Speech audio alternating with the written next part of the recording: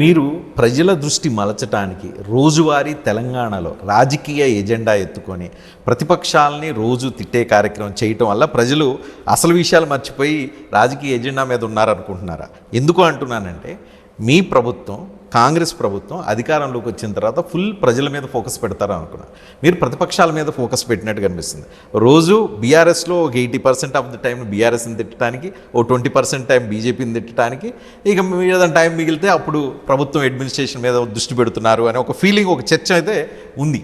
దానికి ఏం సమాధానం చెప్తారు? అంటే రజనీకాంత్ గారు, నేను దాంతో ఏకీభవించను. ఎందుకంటే మేము వచ్చిన దగ్గర నుంచి తీసుకున్న విధానపరమైన నిర్ణయాలు చూస్తే అటువంటి ఆలోచనతో మేము ఉన్నామని ఎవరు అనుకోరు. ఎందుకంటే వచ్చిన దగ్గర నుంచి రాష్ట్ర ప్రభుత్వంలో ఉన్నటువంటి మనకు వనరులు చేయాలనుకునేటువంటి అంశాలు మనం అనుకున్నాయి. వాటి కోసమే మా కసరత్తు, మా సమయం అంతా వెచ్చిస్తున్నాం. అప్పుడప్పుడు తప్పనిసరి పరిస్థితుల్లో ప్రతిపక్షాలు అడ్డగోలుగా మాట్లాడుతూ ఉన్నప్పుడు వాటికి సమాధానం ఇచ్చే ప్రక్రియలోనే అలా 1 సంవత్సరం కాలం అసలు మేము పట్టించుకోలేం.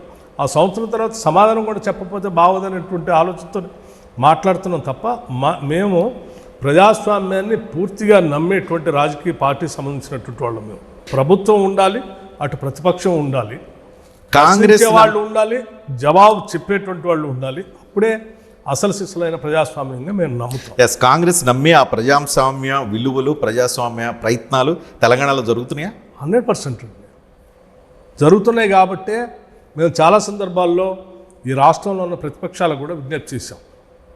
రాష్ట్ర విభజన జరిగిన తర్వాత రాష్ట్రంలో రాజకీయ పరిస్థితులన్నీ మీరు దశాబ్ద కాలం పూర్తిగా పొల్యూట్ చేసేసి మార్చేశారు. రాజకీయ పార్టీలు ఎవరు కూడా ప్రభుత్వ దగ్గరికి రాకుండా చేసినటువంటి పరిణామాల వల్లనే విపరీతమైనటువంటి ధోరణులు ఈ రాష్ట్రంలో ఏర్పడ్డాయి.